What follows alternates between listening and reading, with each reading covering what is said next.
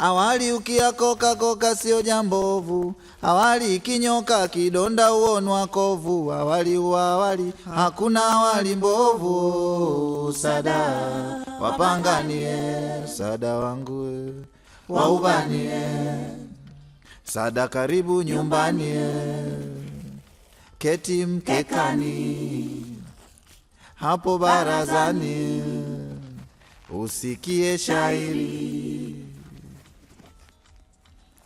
na shairi la shoka choka ukisha ukata, nalo pia la kata kata ikisha katika, nalo linalotika ni nazi sidebe shinda shinda nshindaje na njana hali langu limeja. O sada wapanganie, sada wangu waubanie,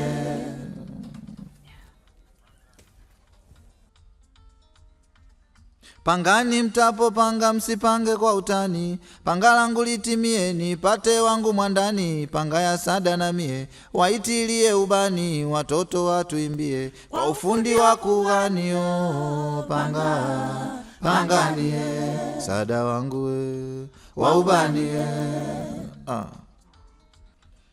Pangani sipanga butu imaliwe kwe alani, panga lisikate mtu basi lifichwe kwa ndani, panga kama lina kutu na odhala mfani, panga ya saidi utu babu yangu wa pangani. O panga panganie, sada wangu waubanie.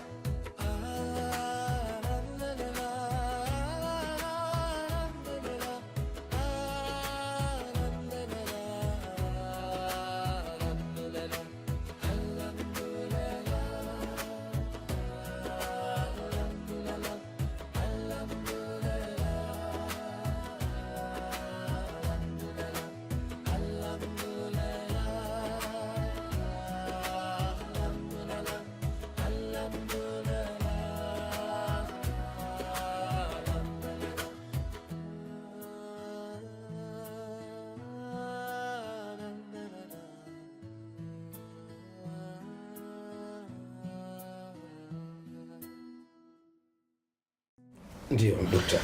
Mr. Kisu. Naam. Imekuwaje tena? Ni matatizo kidogo tu. Si jambo kubwa sana. Yatakwisha hayo na mtadeliver. No, usiseme matatizo kidogo kidogo tu Mr. Kisu. Wewe unajua kwa kiasi gani tunadili na hii kazi. Naelewa. Na unajua ugumu wake. Kweli kabisa. Ni kweli. Sasa nini tatizo liko wapi? Lakini ukweli ni kwamba sikukaa kimya kwa ubaya. Ni mambo haya kwenda straight somewhere, ndio maana nikanyamaza. Lakini sio kawaida yako. Ni kweli sio. Kawaida huwa tunapeana taarifa. Na wewe unatakiwa kwenda sambamba na tulikubaliana kweli kwamba wewe ni mtu makini na mimi ni mtu makini. Sana. Kila mmoja acheze kwenye upande wake akiwa salama. Sasa nakupigia simu 3 times. Mzee Kisu, kupokea simu. Unajua niliogopa kupokea ama nilichelea, nikipokea nitakuwa sina la kuambia kwa wakati ule. Nilikuwa sina jibu sahihi. Ndio maana nikaona acha sipokee hizo simu. Lakini hata hivyo mambo yanakuwa mazuri. No, sasa unaniweka kwenye wakati gani ikiwa upokee simu? Mimi nimetoka ofisini kwangu mpaka hapa kwa sababu ya kuja kulirekebisha ili kuweka sawa. Na unajua kwa kiasi gani tushachukua nusu ya pesa ya hii kazi. Na wewe unajua mambo yangu. Wasiwe na wasiwasi. Sichelewi kuingia kwenye safari zako na pale. Ndio bwana. Lakini kumbuka, mimi ni mtu ambaye nasafiri sana. Kwa fani yangu ni mtu ambaye ndani ya miezi 2-3 nasafiri zaidi ya nchi 3-4. Na safari ya kwenda Botswana. Ndio. Nishatoka Botswana, huenda nikaunganisha pia mpaka Malaysia. Sasa tusipolifanya hili makini, Mr. Kisu, tutalimaliza lini? Okay. Alafu tutaonekana vipi? Hiyo hakuna tatizo kwa sababu nakuhakikishia this week haitokwisha, utapata tu. Kila kitu kitakuwa sawa sawa. Mr. Kisu, mimi sina shaka na wewe. Na mimi najua. Naomba niende. I promise you, brother. Naomba niende. Dokta, usiwe na wasiwasi kabisa. Nikayamaliza kuyamaliza. Sawa. Nikiamini hakuna kitakachoharibika. Hakiharibiki kitu. Tafadhali. Welcome again. Please. Karibu. Naomba uvae.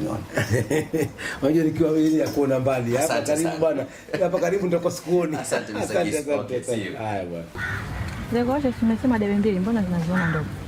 Nikamwambia debe mbili gani wewe naye usikii vizuri. Nikamwambia nimezipata hata sijazipima, sijui ziko kilo ngapi.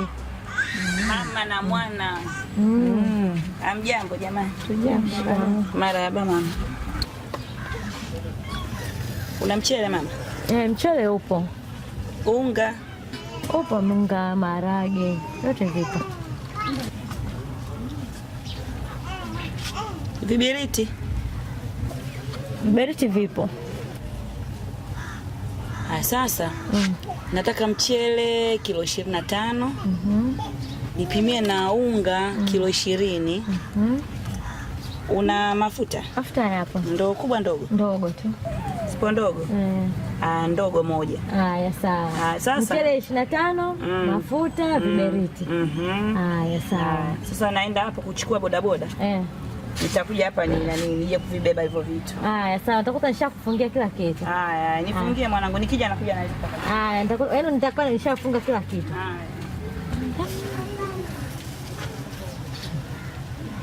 Mwanza kwa Bista siku ananiungisha. Unamwambia nani?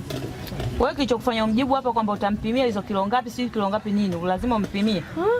Mimi natafuta hela. Kwa nini simpimie wakati mteja? Sasa unamgusagusa nani kumbe ulitaka umpimie? Unachoniambia hivyo ni?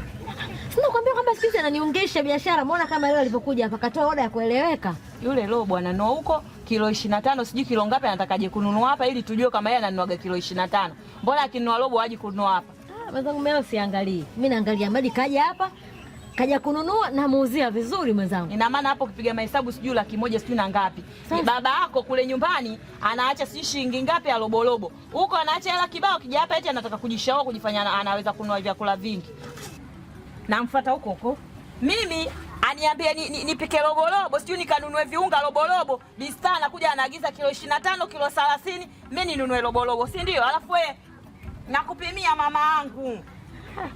Kwenye hela mwenzangu.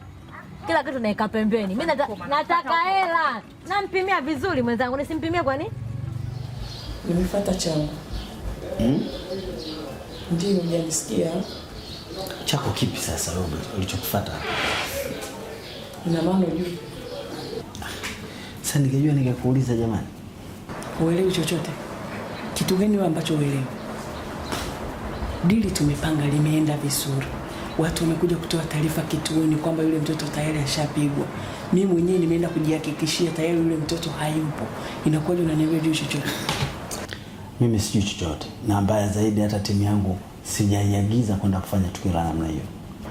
Usitanie akili yangu. Nikutanie hili beji. Swebe.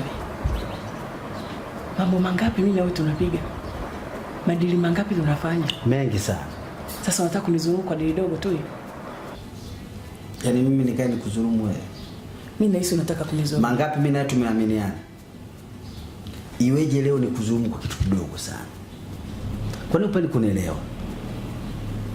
Nimekwambia mimi sihusiki na wala timu yangu sijaiagiza kufanya tukio la namna hiyo. Wewe bado unanilazimisha ili nikuelewe.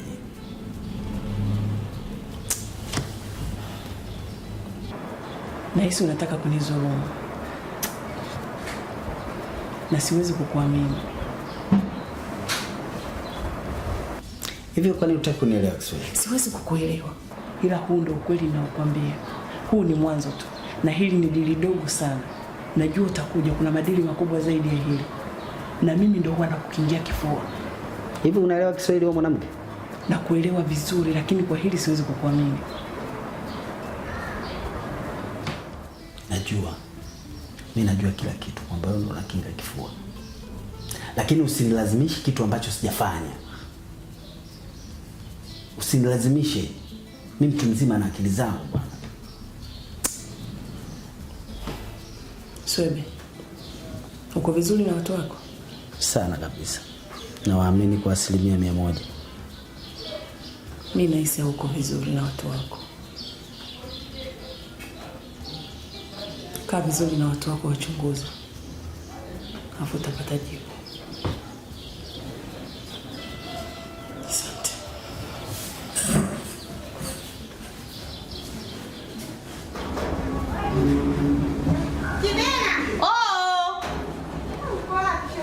Pita, niko ndani, karibu.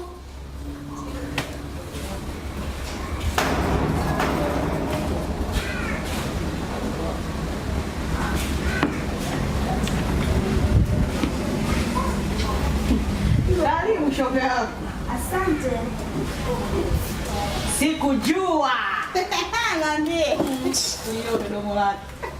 Umbea. Hata sina umbea, mimi na habari nzuri leo shoga yangu. Karibu chai. Asante. Nakuja muda mwafaka.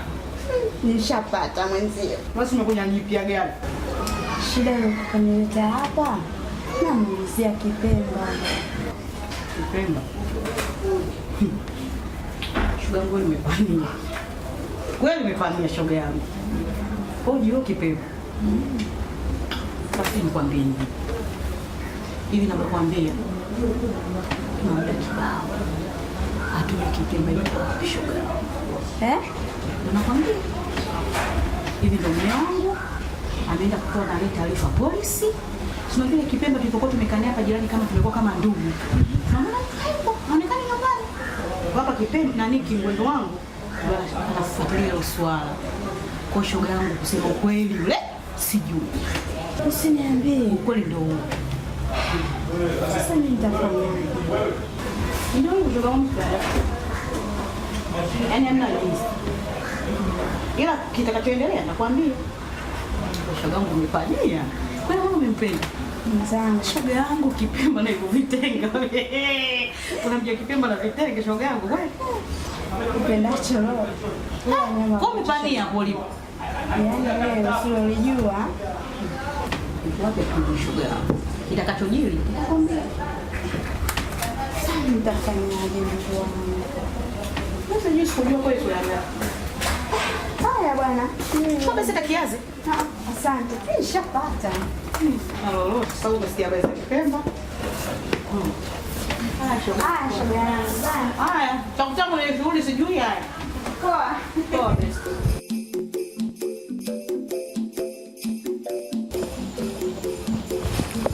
Ule waraka nilikusomea? Nilisomea. Ni kwamba TAMISEMI imeagiza kwamba Habari za size shemeji. Nzuri, karibu. Size. Salamu. Nimekutana na Bista wapi? Dukani kwa nyama yao. Nipe mchele kilo 25 nipe unga kilo 30, nipe wewe umeacha shilingi ngapi leo nyumbani? Hujaacha 2000 wewe? Nataka tumalizane hapa hapa, nikitoka niondoke uende na kazi zako. Hujaacha 2000. 2000 mimi nitanunua ile kilo 25 kilo 30. Na mimi nipe hiyo hela, niende pale kwa nyama yao nianze kusema nipe kilo 25, nipe 30, sijui nini. Wewe unaacha 2000 afu mimi ninunue geroborobo sichoke. Unapoacha hela kama ile kwa bistana, kwangu mimi unatakiwa uache kama ile. Ninunue unga na mimi nikifika sehemu nianze kujishaua, kama kujishaua au basi kilo 25 30. Na mimi naomba zile hela niende kwa nyama yao nikaagize unga na sukari. Nishachoka kununua roborobo. Unahitaji shilingi ngapi? Kama 30 hivi. Watu mnaoa wake wawili lakini mkitoka hapo huku mnapendelea huku nini? Alafu nafikiria kabisa katika kichwa changu 30,000 hata sijui kama itatosha. Kwa sababu kilo 20 unga. Nakumbuka kasema unga kilo 25, sukari kilo 5. Hii ndogo naomba uniongeze 20.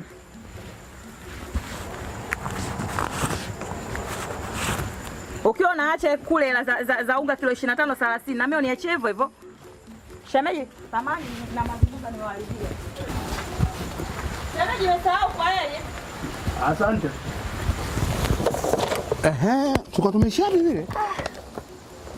Achana naye. Tulikuwa tumeishia kwamba wewe hapa hivyo nyumbani kukodi. Achana naye. Unaona kwa jibu ameelekea kutoka kwa katika waraka huo TAMISEMI. Umesema kwamba yani wake wawili sijui. I say. Ngoja niingie ofisini. Ima, niingie ofisini kidogo.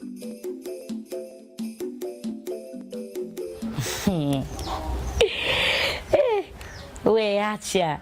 Yaani nakwambia asubuhi tu ananipigia simu. Yaani nimelala, yaani nilivyochoka. Si unajua tena. Asubuhi anipigia simu, oh baby, sijui ni na nini. Nikamwambia, baba yamekuwa hayo. Jendo ingekuwa wiki nzima sijui ingekuwaje. Wewe unajua mambo yangu. Ndio hivyo ndugu yangu. Basi nakwambia. Basi poa, sikia nikwambie. Nataka niongee mara moja na Lavina alafu nitakupigia. Nitakupigia nikupe mchapo vizuri.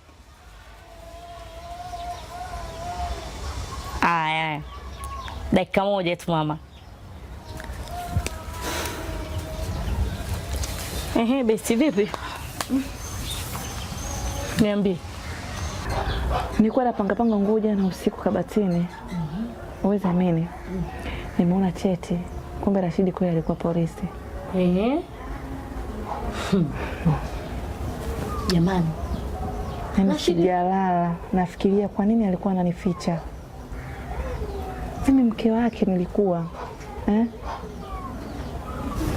Polisi mpelelezi. Basi hata kama mpelelezi ndo hata mke wake nisijue kweli kazi anayofanya mume wangu kweli. Kumbe Rashidi mambo yote alikuwa anafanya mtu mwema, kumbe ni mtu mbaya kiasi hicho. Sasa kwa nini asikwambie hata mke wake jamani? Haya makubwa. Lakini ndugu yangu bado akijaribika kitu. Unajua unatakiwa sasa hivi kufanyaje? Unatakiwa kuchukua cheti chako uende pale polisi. Umeona? Ukishaenda pale polisi unajielezea kila kitu. Lazima watakuelewa. Tena na huyo sijui ifi yako, sijui mkweo, wote watachoka. Kwani alikuwa ananificha? Pole mwaya. Lakini hakuna cha kufanya tena hapa ndugu yangu, usikawie. Yaani hakuna hata kupoteza siku. Yaani usilale kabisa, yaani hapa uondoke. Yaani ujiandae sasa hivi uondoke ndugu yangu. Basi niende sasa hivi. Usichelewe ndugu yangu, wewe nenda tu. Poa basi. Haya ndugu yangu wewe.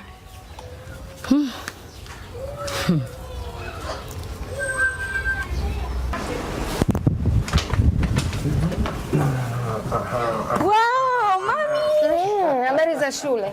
Fine, mama. Kwema huko? Kwema. Mimi natoka jamani. Nini tena Mr. Kisu? Unaenda wapi? Naenda shughulini, nawahi, nimeshachelewa. Sikuna mgeni hapa. Huyu hapa nyumbani. Mimi nikirudi nitaonana naye.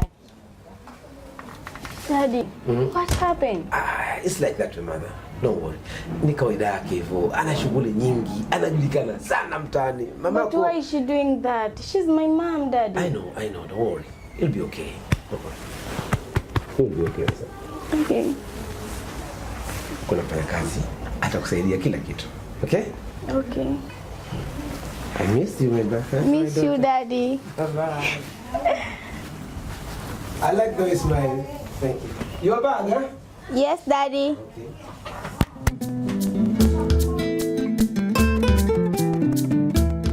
Mimi kilichonileta kikubwa kuja kujua mirathi ya mwanangu naanzia wapi naishia wapi, kwa sababu mimi ndo mzazi wake. Waalaikum salaam. Gari na mke wa Rashidi naye amefika.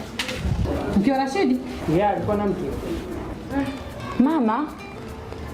Mama unitambui mimi? Wifi. Baada ya kifo cha Rashid tuligundua kwamba Rashid alikuwa anaishi na mwanamke, na inasemekana kwamba Rashid alifunga ndoa. Sasa ni mkewe ni huyo, ila sasa ofisi haitambui. Hata ukienda makao makuu haitambui. Eneo kama unakisitisha au kielelezo.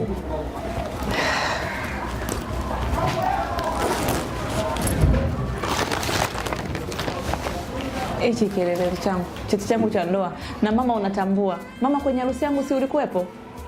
Jamani, usilazimishe nikutambue kwa wewe ni mke wa marehemu mwanangu. Sasa Eneo yapande. Cheti changu cha ndoa hichi hapa. Na mimi hapa nimekuja kufuatilia mirathi ya mume wangu.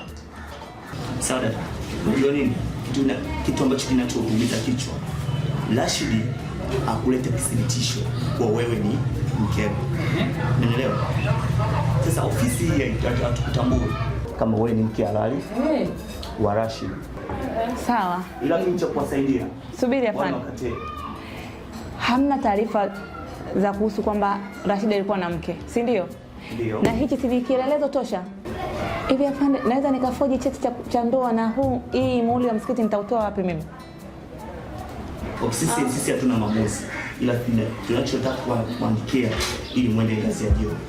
Kwa sababu dada ana cheti, ila mama wao mtambui kama ni mke wa Rashid. Sasa mtenda kusaidiana huko.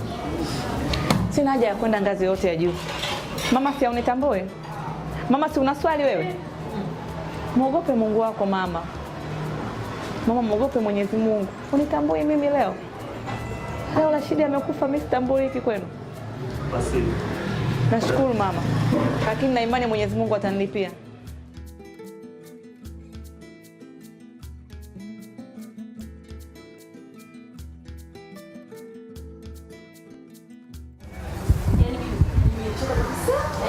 Yaani ni bora tuniache hii kazi. Nimechoka. Wewe kila siku ndani lawama sisi. Mapolisi kujiwa sikufanya hivyo. Yaani nimechoka kabisa. Bora tu kazi niache. Dada yangu, utakuacha kazi mpaka tufikia hapa. Hivi unaona ni haki kweli kuondoka bila mimi? Baki kwa dada yangu, utakumisi ukiondoka, usiondoke dada. Mimi nashangaa kuacha kazi, ndugu yangu, sio solution. Solution ni kufanya kazi vizuri na kuwa waangalifu. Hilo ndio lilikuwa linatakiwa. Lakini utakaposema utakufanya kazi, unaenda kufanya kazi. Sasa watoto wakipotea, sisi humu ndio kwanza kulaumiwa. Alafu angalia, mshahara tunaolipwa ni mdogo sana na hii kazi tunaoifanya. Tunaumia. Alafu bado tunaendelea kulaumiwa. Yaani mimi nimechoka kabisa. Hebu fikiria, napoambiwa nimtafute mtoto mimi nampata? Hapana mwanangu. Hapana kabisa. Ni afadhali ya kazi hii kuliko wewe kwenda kuzurura. Kama wewe mwachaji, kwani usifanye kazi ofisini?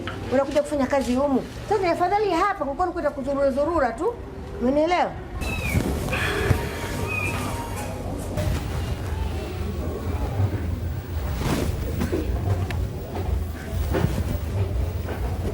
Halo? Mama, shikamoo. Maraba mama, ujambo? Kwema? Siko vizuri. Mama mkwe wako amekukana? Mama mkwe wangu anadai anitambue kabisa, anijui. Sasa mbona kama unalia mama? Silii. Basi njoo huku nyumbani mwanangu. Sawa. Njoo mama nyumbani. Njoo tutajua tutafanya nini. Sawa basi nitakuja. Haya mama. Sawa, bye.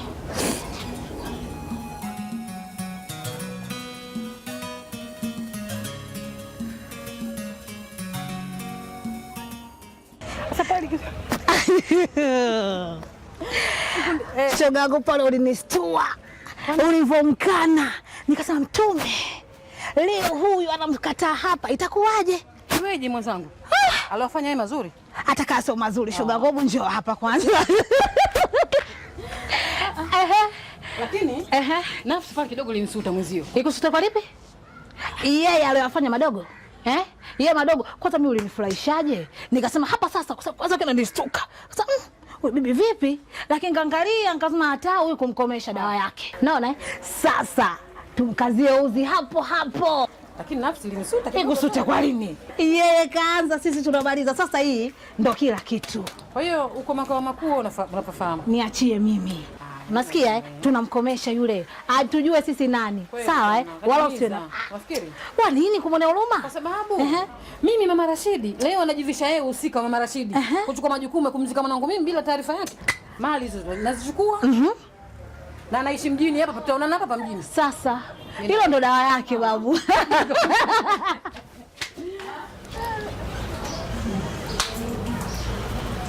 Mama, mimi natoka naenda saluni. Ila sikawahi kurudi, narudi sasa hivi. Sawa.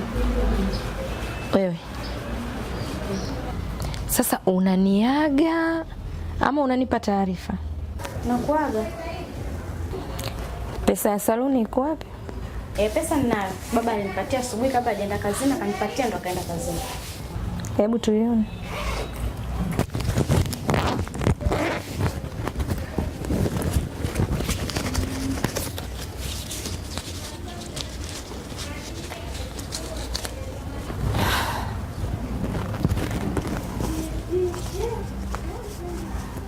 Shilingi ngapi? 30.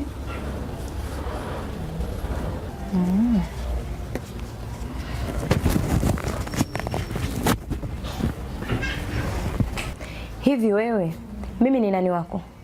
Mama. Kwa hiyo mimi umeniona mimi ni chizi, poyoyo, fala, mwenda wazimu au kisiki humu ndani? Hiyo pesa ya saluni kwa nini usiniombe mimi mwanamke mwenzio ukaenda kumwomba baba yako? Lakini mama, si saluni tu. Lakini mama, si saluni tu. Kwa hiyo kama ni saluni tu ndio muombe babako pesa?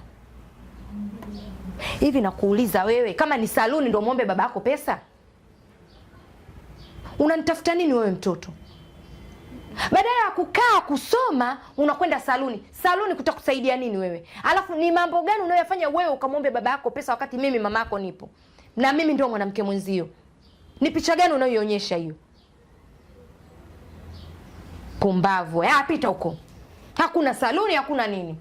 Toka nenda kasome chumbani kwako haraka sana. Ala. Saluni. Hakuna saluni, hakuna ushuzi hapa. Pumbavu.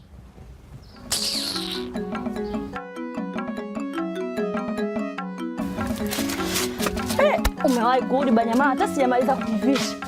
Wewe wenyewe umenipa sasa hivi kichelewa kidogo. Unasema? Nasema umewahi. Mela yenyewe umenipa sasa hivi ndo nimenunua sasa hivi ndo naanza kupika. Sikujia hilo. Hivi nikuulize, hukuona mahali sahihi pa kunidai hela mpaka pale ofisini? Na kwa nini umefanya vile? Ungeacha ndani nisingekuja. Haya, umefika pale ofisini. Kwa nini usinichukue ukanitoa nje ukaniambia bwana wewe, nina shida na hiki na hiki na hiki? Kwa nini usifanyie? Tuta pale uache majukumu pale ulipokaa, yani anze kukuita nje ndio nini sasa? Nikuelewa. Mama nyama yao ujue kila siku na muangalia jinsi nyama yao wanavyoharibika. Yaani tatizo liko kwako. Hasa la nyama yao limekujaje hapa kati tunaongea mimi na wewe? Lipo. Kwa sababu wewe ukiharibika nyama yao wanaharibika zaidi. Waswahili wanasema ukiona kilemba kimelowa tope, jua msuli hautamaniki, msuli ndio wewe. Hilo moja. Lakini la pili, Bista anakwenda kwenye duka la mwanawe kwa sababu anataka ile hela iingie kwenye mzunguko wetu. Mimi sikatazi kumbista kwenda kwenye duka la nyama yao. kununua ungo kilo 5, sukari sijui kilo 3.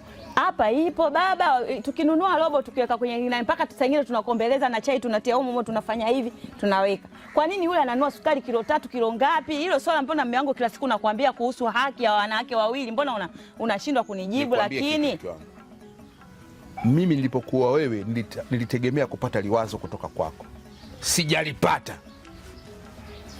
Sasa nikwambie mke wangu, Bista yale anayoyafanya ni kutokana na shughuli alizokuwa nazo.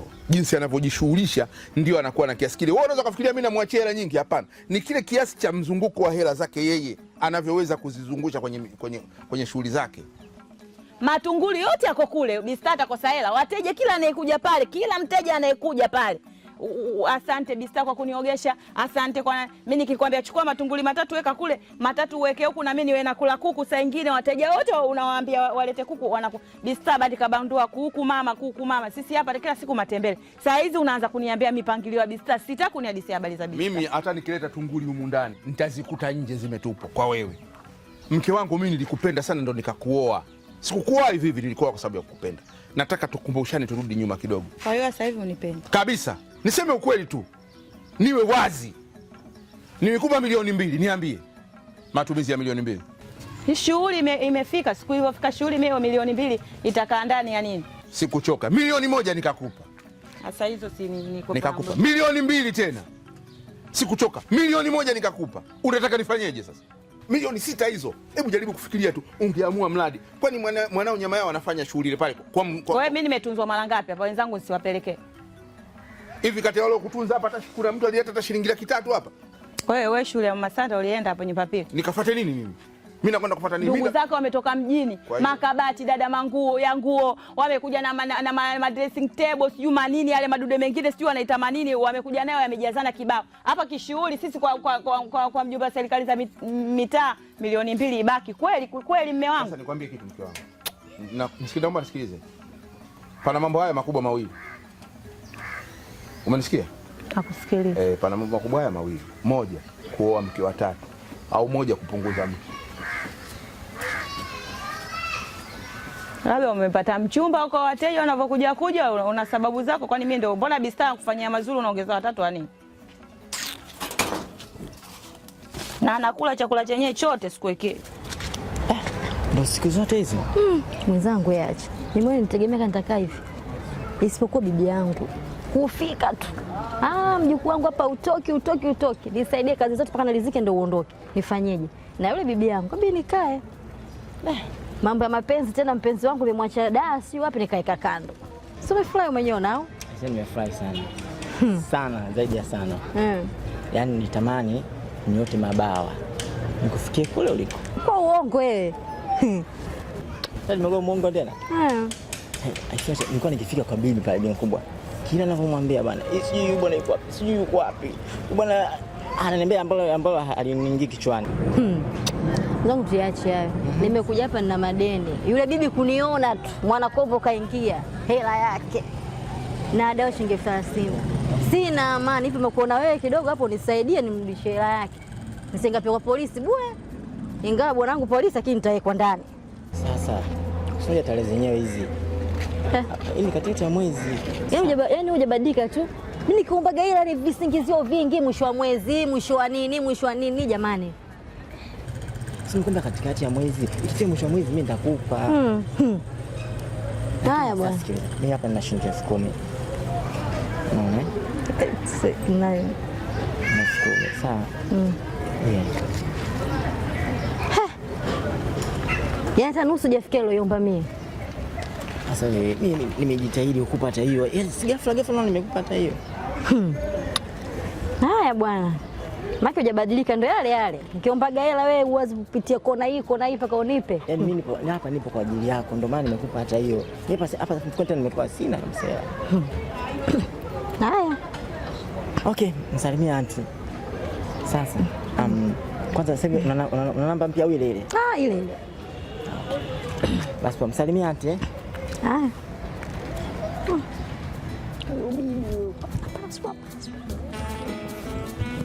Ndugu yangu. Hebu niambie uko polisi ilikuwaje? Acha tu. Nilienda na kile cheti cha ndoa kama ulivyonishauri. Ndio. Wewe zamani nimeingia pale, nimkuta mamkwe wangu na wifi yangu. Cha ajabu. Kajifanya anijui kabisa. Yaani sijaamini.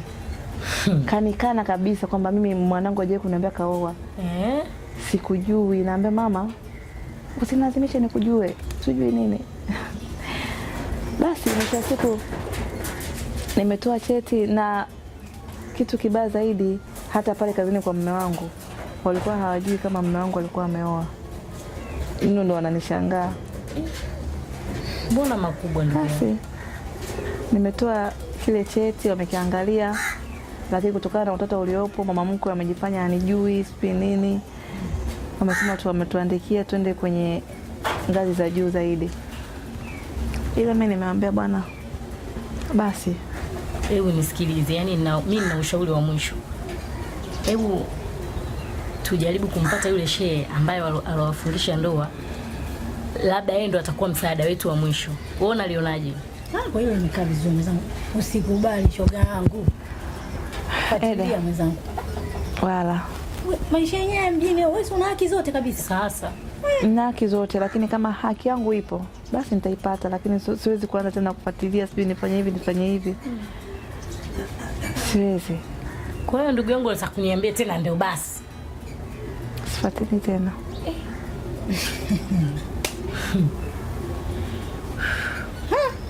Unajua unanichosha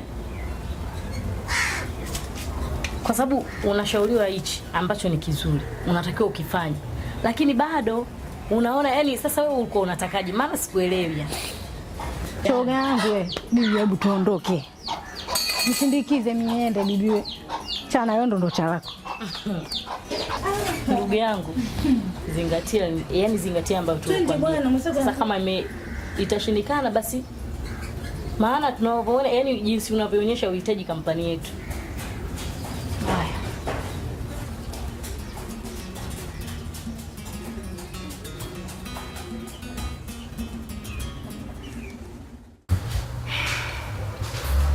Tia huyo. Niambie. Mambo. Safi, karibu. Ndio umekuja? Wala usikali. Acha nikupeleke kwa bosi yupo. Okay.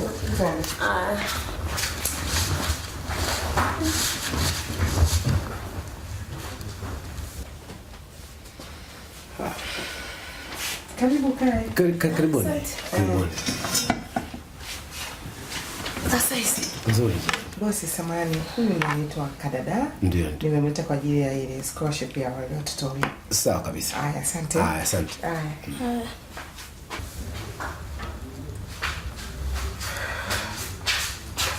Niambie. Naomba nisamehe. Kuna kazi hapa natakiwa niifanye. Uko busy? Usijali.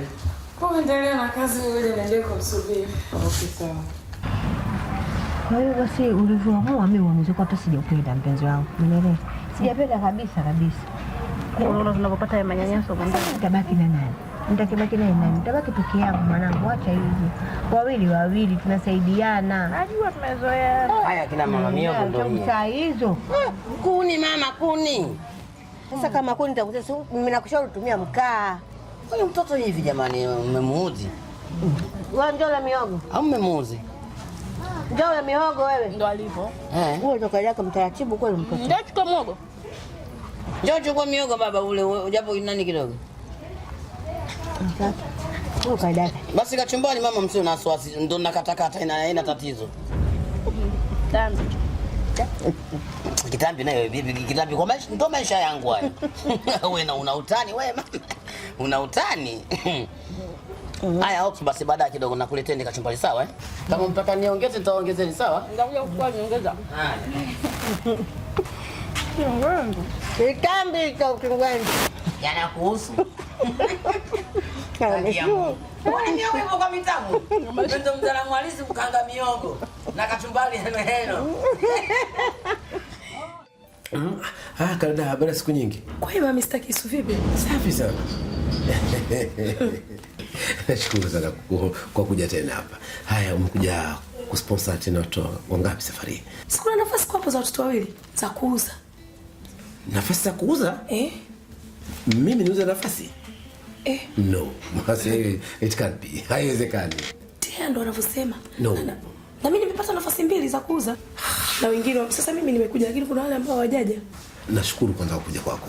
Na yani umenipa moyo kuona kwamba kweli unajali shule yangu. Ungenyamaza nisingejua. Mimi hata siku moja siwezi kuuza nafasi hata ya mtoto mmoja. Mimi mwenyewe natafuta scholarship nyingi zaidi. Na watoto waerevu sana kule kwangu. Very bright indeed. Ambapo tutawapoteza kama hatuweza kupata nafasi ya kwa sponsor. Na wewe umesha sponsor wangapi hapa? Tena wewe ndio uziwe scholarship. Nitaonekanaje mbele za watu? Anakuharibia kampuni. Huyo tia hafai. Mimi siwezi kuuza post ya mtoto yoyote, hata yani scholarship ya aina yoyote siwezi kuuza. Mimi mwenyewe natafuta scholarship watoto waweze kusoma. Niuzaje tena mimi kwa watu? Haya Mr. Kisu. Ninaenda. Lakini huyu binti umwangalie kwa jicho la pili, hafai. Anakuharibia ofisi. Kwa hiyo uweze kusponsor vijana wangu wawili hivi. Sasa mimi nimekuja kwanza kukununua hizo zingine. Umeona? Lakini mimi sikujua kwamba nafasi zilizotoka ni kule kwa watu vijana wako wa kule. Nilijua nafasi zingine tofauti. Pole sana. Pole sana. Kafanya makosa. Ni wrong information. Hakuelewa nadhani. Hakuelewa kati anatoa na nafasi nyingine watu wengine wamechukua. Ni makosa na nitamkanya kwa hilo. Haya.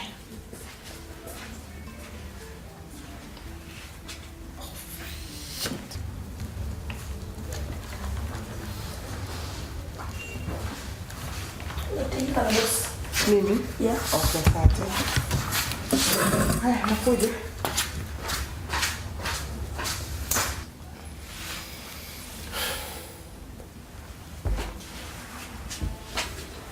Yes, ndio bosi.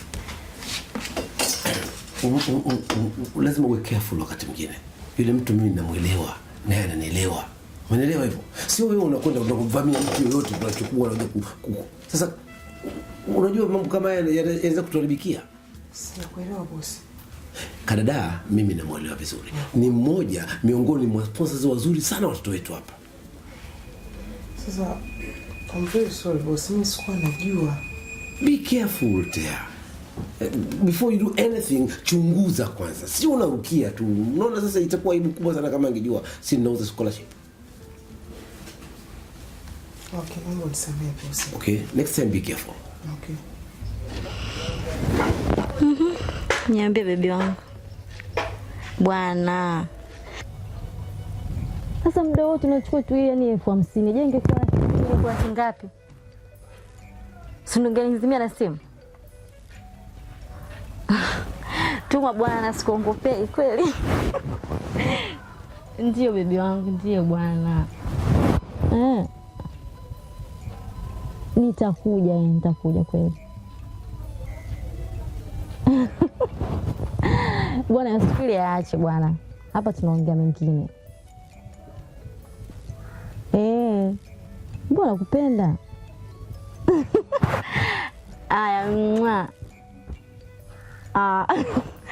Tena mwa. Aya basi tuma sasa hivi.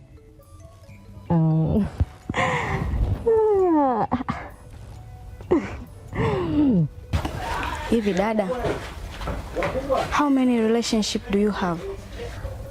Ndio sijakuelewa, unajua unamaanisha nini sasa?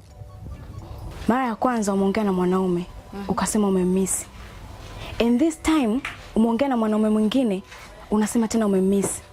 Sasa utamisi wanaume wangapi? Sasa hicho jibu ni nini? Kinachokufanya wewe ushangae hapo ni nini? Kwanza inakuhusu wewe hapo ulipo una bwana. Mpaka uone ajabu kwangu mimi. Wewe hujaguswa? Yana hujaguswa wewe hapo. Kwani ningekwambia mimi mwenyewe hapo ushaguswa. Na kujifanya wewe lailone. But to myself, I advise you to be careful, okay? Tena hiyo advance haikuhusu. Tena yani wewe yani hiyo kinga chako sasa yani usiongee kabisa. Advance nakuhusu. Niwe na mia na mudu nawaweza. Unanionaje? Achana na mimi bwana. Tena hiyo mambo uzunguzungu kama nikuelewe kitu, ongea kitu nikielewe. So this mimi tofauti na this. Umeelewa Lakini hiyo ilikuwa ni my advice. Sijui kama advance iwe nini, sielewi. Tena usinitibue msenga unguza jikoni na nini. Tena samani niache. Itu wangapi na kuhusu? Samani sana wewe.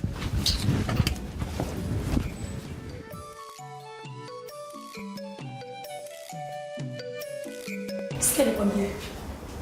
Una matatizo baba. Umenisikia? Hivi unanionaje mimi?